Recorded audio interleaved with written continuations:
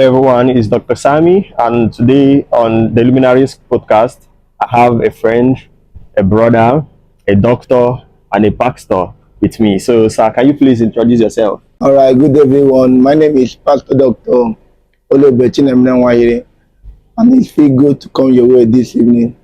Okay, sir. How? Let me start from. It's been a long time since after getting to the beautiful tree. How does it feel to get to the beautiful tree? It feels good getting to a beautiful thing, but then it's surrounded with so much challenges. Mm. Just have to look for a way to navigate through life. Mm. The thing that we always arrive there with so much expectation, but when we get to the outside, we will discover that our expectations are not always easily met. Mm. So you just need to come up with strategies on how to navigate through. That's one thing about it. So I know there are a lot of persons now watching this podcast who are also in school who are student pastors like you were. So can you just run us down how the journey was for you being a student pastor up to this moment, getting to the beautiful tree? Can you just give us a rundown? All right. Being a minister on campus and then doing your academics as well, it's not really an easy one. There's so many challenges, there are so many hurdles. You also have to combine school, combine ministry. Most time it looks as though you are losing on one side, or another time it looks as though you are losing on this side. But at every point, one thing we'll try to do is to strike a balance. And striking a balance comes with one thing you must know, that is time management. You must give time for this and give time for this. If you have misplaced priorities in terms of time management, the engagement that you have, at the end of it all, you discover that you're even losing on both sides. But when you manage your time appropriately, when you manage your time accurately, the truth is that at the end of it all, you discover that on both sides, you are winning. Totally, from my 40 and my 50, I had a very rigorous, in fact, to a point, in which I'm getting depressed, or the help of the Lord sustained me all through that season. And at the end of it all, I discovered that those things were just dealings of God. Those things were trainings of God that made us who I am today, or that made me who I am today per se. And at this moment, I have realized that it wasn't actually pain then. It was actually the dealings of God. And that dealings of God at this moment have paved the way for me massively. So both on the side of ministry and on the side of career, I can say to an extent that I'm flourishing. To an extent, ministry, the message of God is helping us to work strong. On the aspect of career, the message of God is helping us to work strong. So there's no side of our life now that we can say we have so much disadvantage. No. But one thing that we never fail to do while on campus is time management. We need to manage our time appropriately. Know when to do this, know when to do that. At the end of it all, you discover that it will all pay out. Okay, before I get to your rigorous process or to your pain, which you've just said now, let me start with asking, did you choose optometry or optometry chose you? Well, I've always had this dream of answering a doctor. So, and then we feel like, to an extent, we feel like one thing you must study, or one course you must study to answer a doctor is medicine and surgery. So I picked up interest now. Then I had interest in gynecology. I said, okay, at the end of it all, I become a gynecologist. That was but along the line, I discovered that's not the only way. That there are other areas in healthcare that you can actually venture into, and you still have that title to your name, doctor. So when I started seeking for admission, along the line, I have to switch. I switched because I started having conviction in my heart that this thing is not going to work. And it was God actually, because I didn't mean I read medicine and surgery. There I am today, I won't be here. Especially when it comes to do with ministry. Because it was through optometry that God had to bring me with my stay on campus, my longer stay on campus. God used that moment to dream me and to train me to whatever I am today and to whatever extent He can use me to do. So when I switched into optometry, I discovered that was actually the will of God for me. So my dream of becoming a gynecologist was not actually of God. So when I discovered my purpose, I stepped into my ordination. I read optometry. It wasn't easy, but that pain of studying optometry brought out what God wanted to make out of me. So optometry actually is my priority, and I feel satisfied being an optometrist. Okay, you said something about drilling you to who you are today. So, what is that thing about optometry that made you who you are today? Now, it's not basically about the course itself. Mm, It's basically about my stay on campus. mm, Because along the line, I discovered God wanted me to stay such extent on campus mm, so that He can make me, prepare me for the outside world. mm, So automatically gave me that that what will I say, that atmosphere, that environment to stay long on campus. The mm, duration of time was spent with the time God used to bring me. It mm, wasn't basically about the course. I'm just mm, talking about the time duration. I had to maximize the time duration I had on campus mm, so that God can work through me, work inside of me, and at the end of all it on, He's not using me to work out things. So the time duration I basically from my this third year per se, I spent almost all my time praying. mm. Whether at midnight, whatever night class, I spent my time praying. Even after signing out, I kept on praying on campus. Bush House was somehow like a home to me. Mm. So that moment, those duration of time I spent, I have to maximize it accurately. And through it, God was able to furnish us to an extent. Mm. And today we are useful instruments Mm. in the hands of God. So you are trying to make me understand that staying long in school, because anybody who studies as optometry is going to see a minimum of 6 years in campus. So staying long in campus made you love God more, made you drain you in the way of ministry. I just want to understand like that aspect of drilling you in the way of ministry. It's not basically about ministry. I mean, life generally, when it has to do with my work with God, Mm, that duration of time, I spent my time mm, seeking God.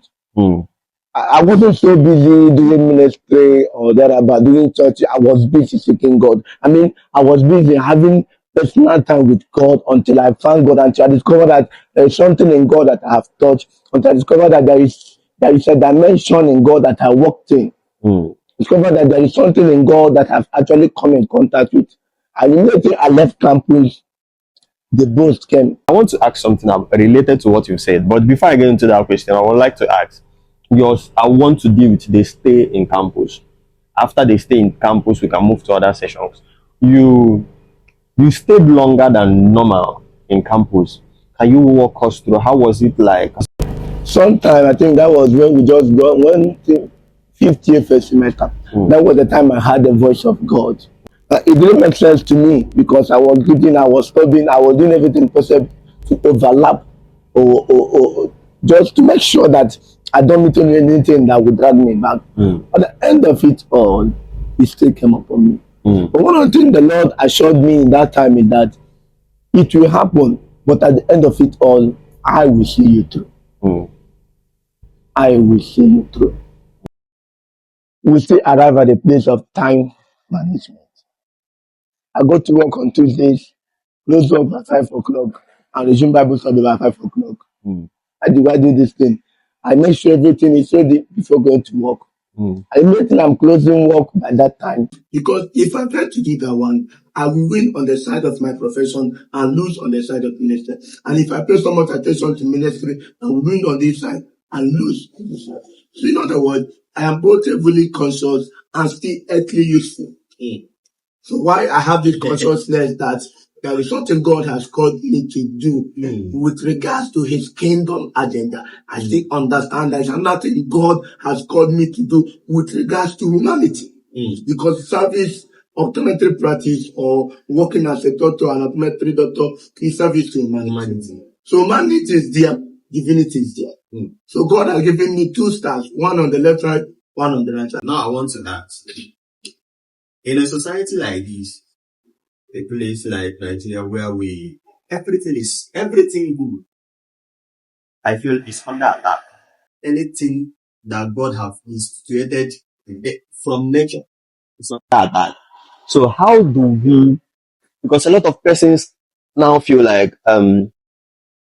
church is a is one of the colonial tool to colonize them, and what they are facing today as as bad governance is as a result of them adhering to what church have told them, because the colonial master came with a ministry first before every other thing. They came with slave trade and the rest of them. So now people somehow feel like church is the problem, and that's why, just like the Oyo kidnapping, killing of students and teachers, you see most of Nigerian youths demanding that ministers, pastors, general overseers should speak up against the government as regard to what is happening. So what do you have to say about that?